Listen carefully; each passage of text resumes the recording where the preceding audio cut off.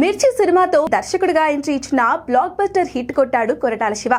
ఆ తర్వాత శ్రీమంతుడు, జనతా గ్యారేజ్, భరత్ అని నేను తో బ్యాక్ టు బ్యాక్ హిట్స్ ఇచ్చి బాలీవుడ్ టాప్ దర్శకుల లిస్టులో చేరుకున్నాడు. ఆ టైంలో శివతో సినిమా చేసేందుకు టాలీవుడ్ హీరోలు ఎదురు చూశారంటే అతిశయోక్తి కాదు. కేవలం 4 సినిమాలతోనే స్టార్ దర్శకుడయ్యాడు. కానీ అదంతా ఒకప్పుడు. కేవలం ఒకే ఒక్క ఫ్లాప్ కొరటాల కెరీర్ను అమాంతం కిందికి పడేసింది. Megastar Chiranjeevi, mega power star Ram Charan తొలిసారి కలిసి నటించిన చిత్రం ఆచార్య.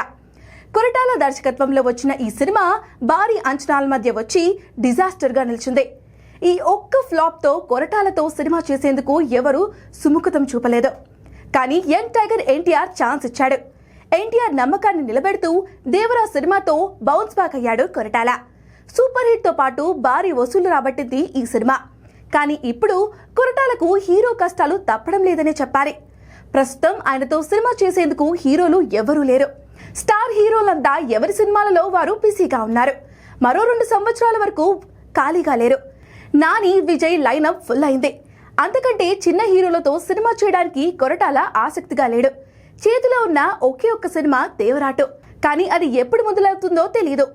అసలు మొదలవుతుందో లేదో కూడా తెలీదు. ఇంకా చేస్తే సీనియర్ హీరోలతోనే చేయాలి. మరి కొరటాలకు ఛాన్స్ ఇచ్చేది ఎవరో చూడాలి.